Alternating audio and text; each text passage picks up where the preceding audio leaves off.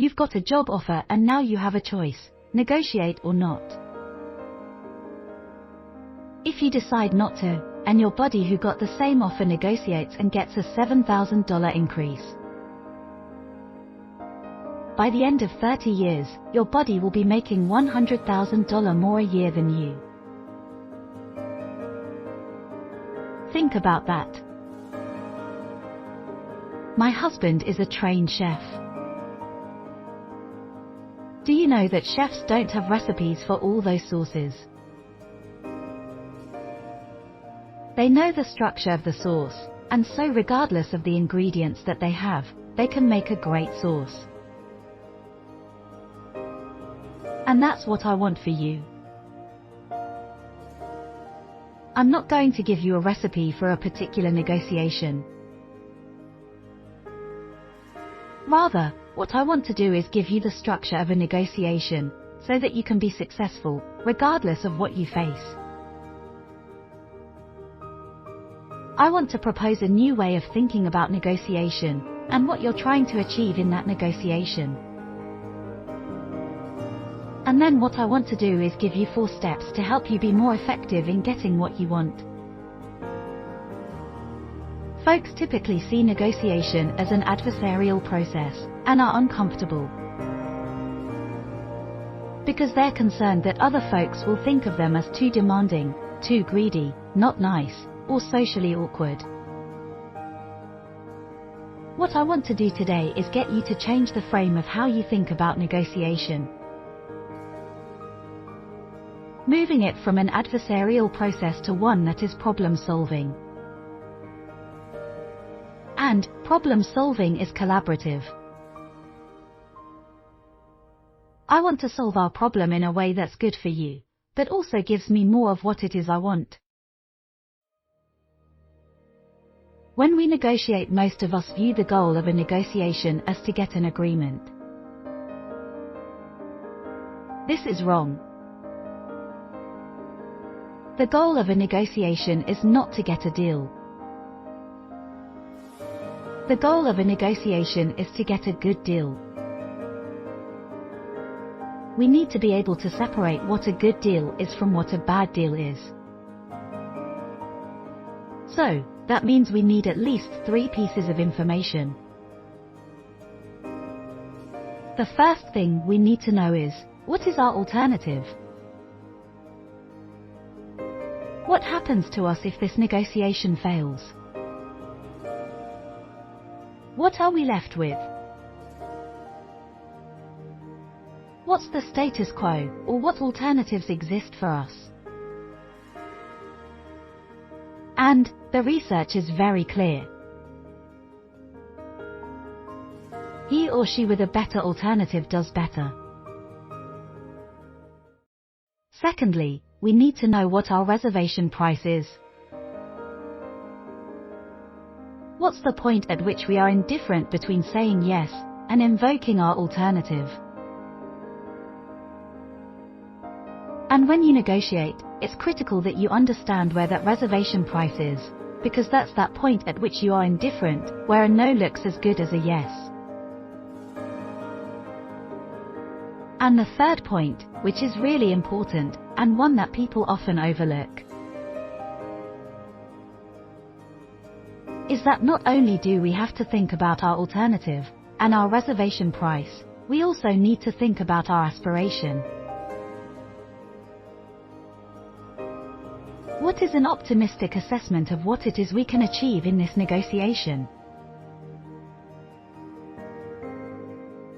So how do you get more of what you want? Let me suggest that 4 steps will help you.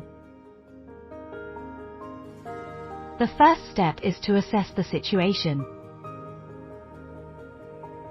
Is this a situation where I can have influence on the outcome? To change that outcome in a way that makes me better off. And, I need to weigh the potential benefits from negotiating with the potential costs for negotiating.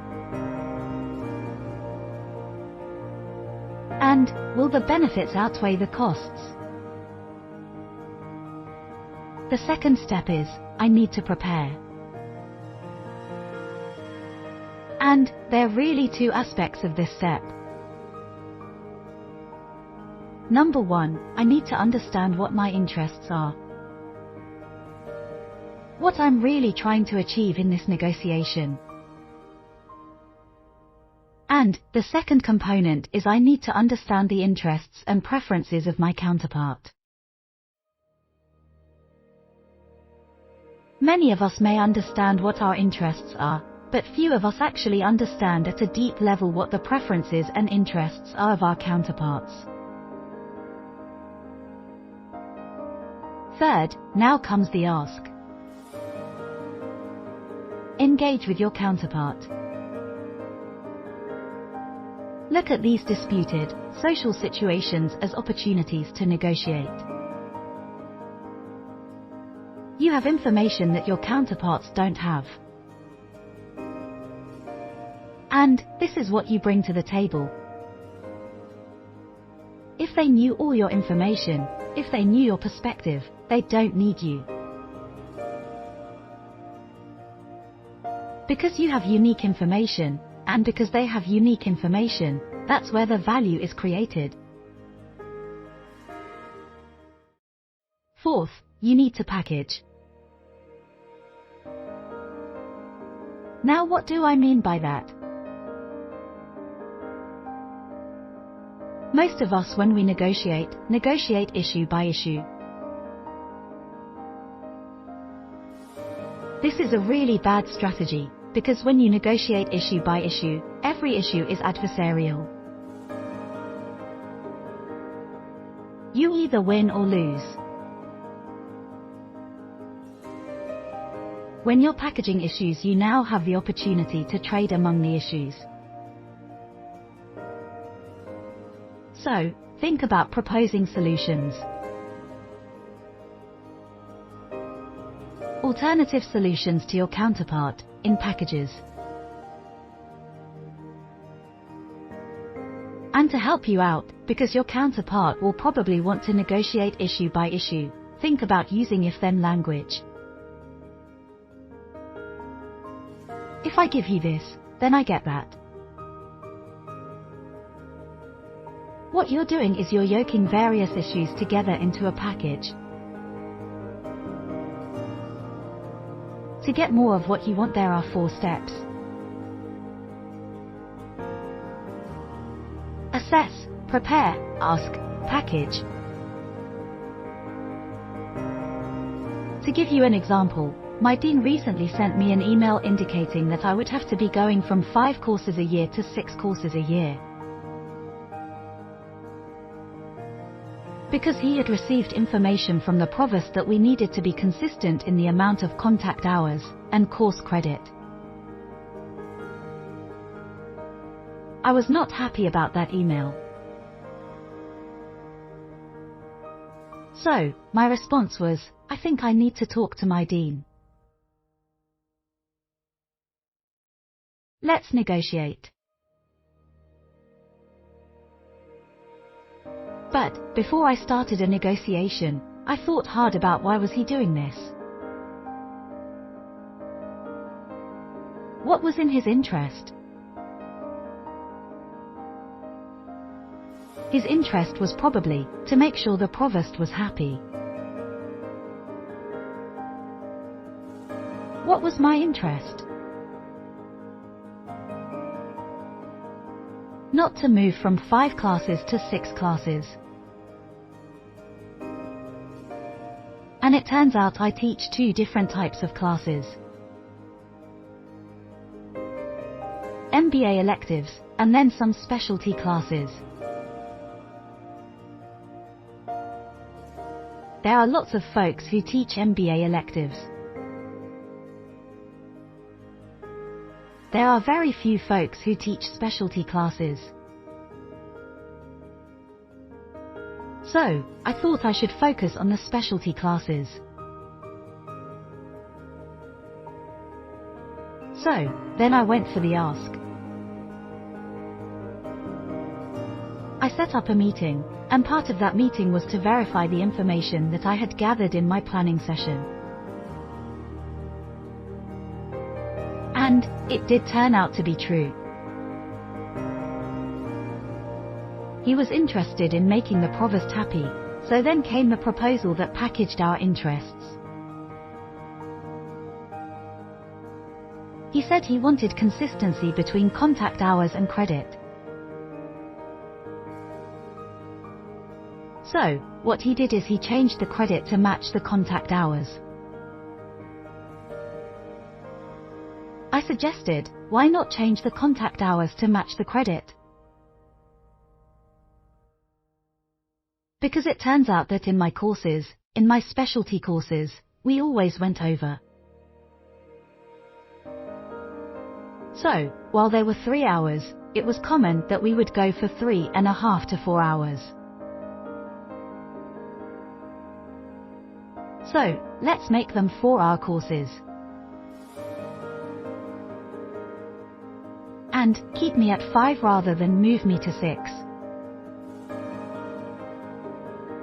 He said to me, I never even thought of that, and why didn't he? It wasn't that weird. Because he didn't have the information that I had, that my classes routinely ran over. And so when I gave him that information, it created a solution that made him as well off as he was, and made me a whole lot better. By the way, I was the only faculty member to get an exception. And why did I get an exception? Because everybody else had the same email. For 2 reasons. 1, I decided to negotiate. And, number 2, I provided him with a solution that made us both better off. So, what are the unique opportunities and challenges that women face when they negotiate? Let's start off with an example that's pretty far away from what most of us think about as negotiations. In 2006, the US Tennis Open's Grand Slam tournament got some new technology. And, for the first time, they were able to replay the calls. And, so they allowed the players to challenge the calls of the referees. Now it turns out that over the course of the entire tournament, about 1/3 of the challenged calls were given to the player. But interestingly, if you divided up the number of challenges by gender, it turns out the men challenged 73 calls, while the women challenged 28.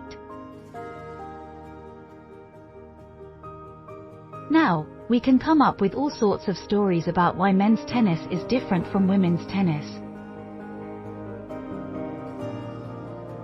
Men's tennis is faster. Maybe the judges make more mistakes. Maybe the judges are paying more attention to the women. Maybe. But 3 times difference in the number of challenges. Women are simply uncomfortable with asking. Expectations drive behavior. If we expect to do poorly, we will behave in ways that ensure a poor performance. This was demonstrated in a piece of research that I think is very telling. When women were told that people who are like them negotiate poorly, they did significantly worse in their negotiation performance than their male colleagues. When they were told that people like them negotiate well, they did significantly better than their male colleagues. Expectations drive behavior. If you change your expectations, you will change your outcomes. As women, we need to be very cognizant of three aspects of negotiation. Why am I asking? How am I asking? And, for whom am I asking? Let's first talk about why you are asking. It turns out that women are much more effective in negotiations when they pair their competence with a communal orientation. Women need to demonstrate their concern for the other. So, how are my skills help you, the organization, my employer, my team, to do better? So, let me give you an example. A colleague of mine had gotten a wonderful job offer from an East Coast university. So, she came to me and said, "Can you help me figure out how to leverage this offer? I really don't want to move." I said, "No problem. We can do this." So, I said, "Make an appointment with the dean, and take the offer with you." Be very clear. "Dean, we have a problem. I love Stanford, but I just received this offer, and it's an attractive offer. I need some help. Can you help me figure out how to stay here?" She wasn't making a demand. She wasn't giving an ultimatum. She was saying, "Can you help me?" Communal problem solving. How are you asking?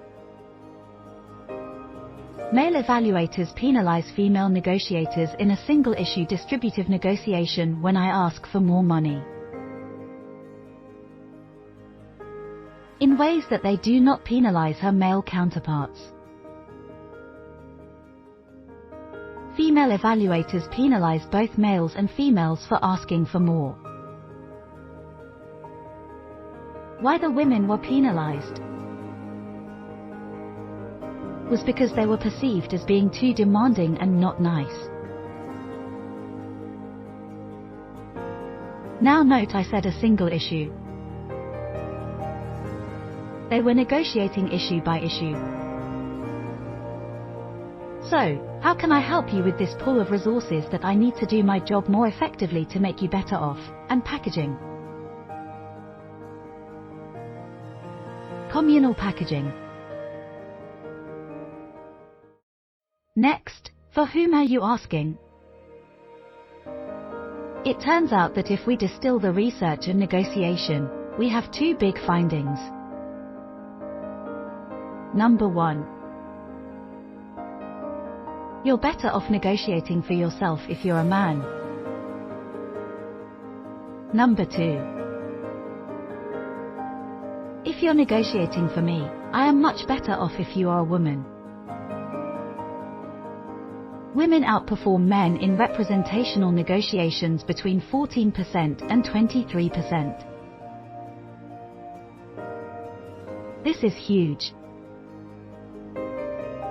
So, I use this all the time. When I negotiate, I don't negotiate for myself. I negotiate for my husband, my 4 dogs, my 7 horses, and my 14 chickens.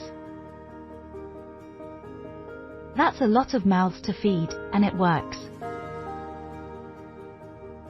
A client came to me asking for one of our top consultants who was busy working on another project full-time. So, I wanted to staff it with a different consultant. But, the consultant that the client wanted really wanted that project as well. So, she came up with the idea, what if we hired a junior consultant to work underneath her, and give her the opportunity to work on both projects with that leverage? It worked for the client, it made the consultant really happy, and it really solved my problem. Before coming to business school, for me, negotiation was about preparing to beat a price, or aim for a higher number. Now I realize that preparation, for a negotiation, is much more than that. It's about identifying the issues that are important to me, but also, the issues that are important to the other parties that I'm interacting with. And, I think that allows us to be much more creative and actually solve the problem. One of the most important things you can do in preparing for your compensation negotiation is to do your research and find out your market value. Sometimes people will go to websites and enter in their current field and title in order to find out what their salary range is. But, I find that those websites aren't all that accurate, and they often compile an average salary. It's safe to assume that if you perform strongly and you're asking for a raise, you're above average. One of the other things that you can do is to survey a membership group or an association, either online or offline, and ask those members what their salary range is. You can do so anonymously if that feels more comfortable to you. I worked for a Fortune 50 company. I got the promotion of my dreams. Best day of my life. Went out to dinner with a mentor that night to celebrate. Learned that I was getting paid substantially less than my 6 male counterparts. He said, "You have got to go back in there and renegotiate." Had a lot of fear that I might lose that job, but I did. Showed up the next morning and I renegotiated. The concern of my boss was, I was younger and had far less experience than all of my counterparts. Yet, I pointed out to him that his expectation of me was that I would make the same goals as my 6 counterparts for equally as large accounts. We discussed it and he agreed, and at the end of the day, I got the raise that I really deserved. When you're considering negotiating, you need to be very honest with yourself. How much are you willing to pay to avoid the discomfort of negotiating? And, if you decide that you're going to negotiate, you need to be strategic in how you ask. And, finally, negotiation is an interdependent process. Every bad deal you have gotten, you've agreed to. So, you need to have the capacity to say no, and sometimes when you say no, the other side comes back and says, "Don't go, let's talk." How about this? Is it good for you? But, you'll never know that unless you're willing to walk away. Recently I had a client enter a negotiation where the terms really didn't work for me, and so I told them, it's just not economically rational for me to take the deal. And, it kept it objective and not personal, which really worked for me, and allowed me to walk away from the deal but keep the door open. When I got my first job, I didn't even negotiate for salary. I had no idea how to set a goal. I had no idea how to make the ask. Now it's a little bit different. I understand how to set an aspirational goal, and in that preparation, I get to the point where I understand how it benefits all the different parties that are involved. But you really do have to understand how you feel in order to understand what it is that you want. Because, if you don't know what you want, you can't negotiate for it. Earlier in my career, I realized that the types of projects I was going to get to work on, and the people I was going to get to work with would be invaluable experience for me to gain for later on. So, when I received a promotion, I took that time not to just negotiate my cash compensation, but my total package. In this way, I was able to ensure that I was able to focus on a particular industry and also get to work with team members who I knew would invest in my own development. When I was hiring people, it struck me that men negotiated quite frequently. And women were not negotiating. And when they did negotiate, women would have a number in their mind of what they wanted, but they wouldn't be able to back into how they got that. They didn't explain to me that they did a competitive assessment. They didn't tie it to the results and goals that I was hiring them for and why, based on their experience, they were a perfect fit and they were going to meet those goals for me. And therefore, they wanted a package that would include X. They needed to come in prepared, and just persuade me that they could meet my needs. I've been on both sides of the negotiation. First, running compensation for a large organization. And now as I place people in jobs, and where I've seen women be most successful is when they frame their ask in terms of how it reaches the business goals. So, go ask. Just always keep in mind how does it help the company as well. What I've noticed before is candidates negotiate their compensation packages. That sometimes the negotiation process can get so heated. And both parties can get so focused on what they are looking to get out of it, that the candidate's enthusiasm and hunger for the job can get lost. Therefore, remember when you enter this process that you want your future employer and your boss to know that you're not only excited about the opportunity, but you're hungry to get in there and start the job. Let's start with baby steps. Don't start off with a negotiation where there's a big relationship risk. Rather, start a negotiation where the relationship is possibly not even important.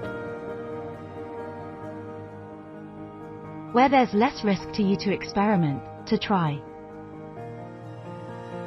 Now, let me give you an example. Think about going to a department store. And, I don't know about you, but I am a shoeaholic. I love shoes. Unfortunately, with my job, I spend a lot of time in boring black pumps. But, sometimes when I go to shoe sales, there are shoes that sing to me. You can't wear them, you can't even walk very far in them, but when you put them on you're like, I am good. So, I go to this department store. It's the sale. They have a sale like once every 6 months. I'm there when the store opens, and I find the boring pairs of black pumps that I'm going to have to buy. And then there's a shoe that, from the rack, was singing to me. And I found them, and they were in my size. It was great. I was so excited. But, then I looked at the price and was like, these were really expensive shoes. And they hadn't discounted them very much for the sale. And I said to the guy, I'm going to buy these shoes here. These are beautiful. I want them, but they're too expensive. Can you help me? And he said, no problem. Here's what you do. Buy all 4 pairs, but don't wear these shoes. And then bring them back. In a week, you return them. We discount them 50% and then you can come and buy them back immediately. And I said, it's an hour and a half each way from my home to the store. It's not going to happen. Have you got any other options? And he said, let me go talk to my manager. But when he came back he said, we'll take $75 off those shoes for you. And I said, that works. Thank you. Now, here's your assignment. Go to your favorite department store. Find something you want, and then negotiate for it. Figure out how to solve the problem. Here's what I want. It's too expensive for me, and ask for help.